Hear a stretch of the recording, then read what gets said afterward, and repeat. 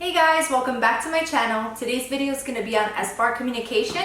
If you guys are interested, let's get into the nitty-gritty. So SBAR, what does it stand for? It's a nursing communication tool that we use every day and don't even think about it. It stands for situation, background, assessment, and recommendation. So what you want to do is use it if you need to explain what's going on with a patient to a physician or to another nurse. That way it's more concise, clear, and to the point.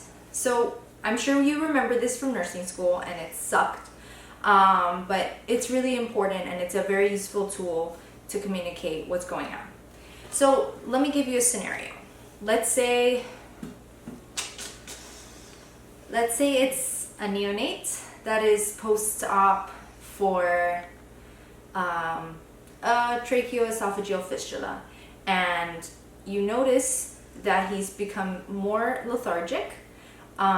He has more sputum in his ET tube, and the color has changed from like a normal color of mucus to like a green yellow, and the secretions have become more and more copious. So you think maybe there's something going on with the patient, and you want to let the physician know. Maybe they can do some sputum cultures or CBC CRP. That way they can see if there's something going on with the patient. So you're going to make a phone call to the physician and let them know what's going on. So with the situation, it becomes kind of the background. So that's where you want to describe who the patient is and what's going on. So that way they can have a sort of memory jargon on, not a jargon, let's go back.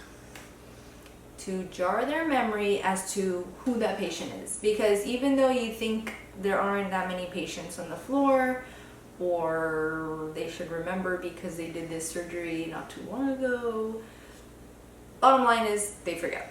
So you want to give them the situation in the background so they can remember who this patient is, and that way they are on the same page with you. And then you're going to give them your assessment as to what's going on, and then a recommendation. So let's make the phone call. Hi, my name is Gina. I'm the nurse caring for baby Smith. He's a 3-day post-op for a tracheoesophageal fistula. I've noticed he's become more lethargic throughout my shift, and the sputum in his ET tube has become more yellow and green and very copious. I was wondering if maybe we can do a CBC CRP and maybe do some sputum culture, blood culture, make sure that the patient isn't becoming septic. Something like that. Most of the time the recommendation, although that seems the most intimidating part because we're not getting paid the big bucks to make the recommendation, it kind of helps to give them an idea on where to go, because if they don't want to do those recommendations, they don't have to.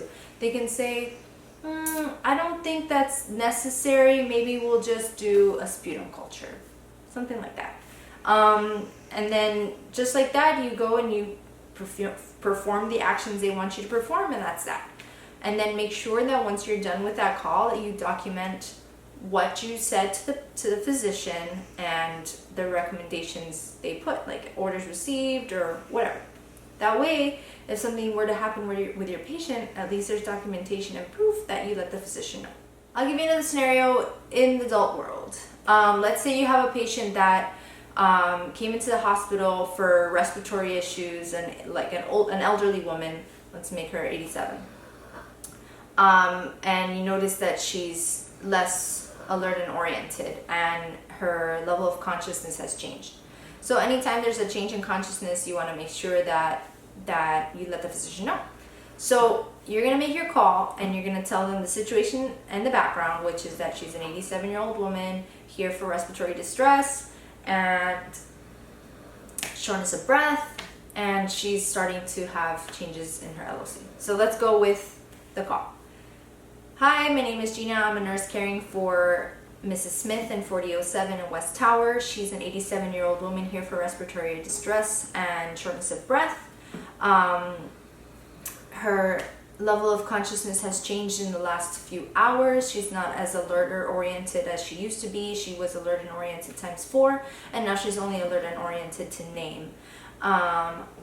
Personally, I think maybe she's running a UTI. Do you think we can run a urine culture or a urinalysis? And let them see what it is. If they want to tell you, well, it could be that, or it could be this, let's do a CT scan of the abdomen or whatever. You know, they'll be able to go from there. So like I said before, as soon as you let a physician know what's going on, document that you let them know. Okay, cover your butt. But that's pretty much it for this video. SBAR isn't as intimidating as you think it is. Just go with it. It becomes second nature as you do it. I hope this helps. I'll catch you guys in my next video. Bye!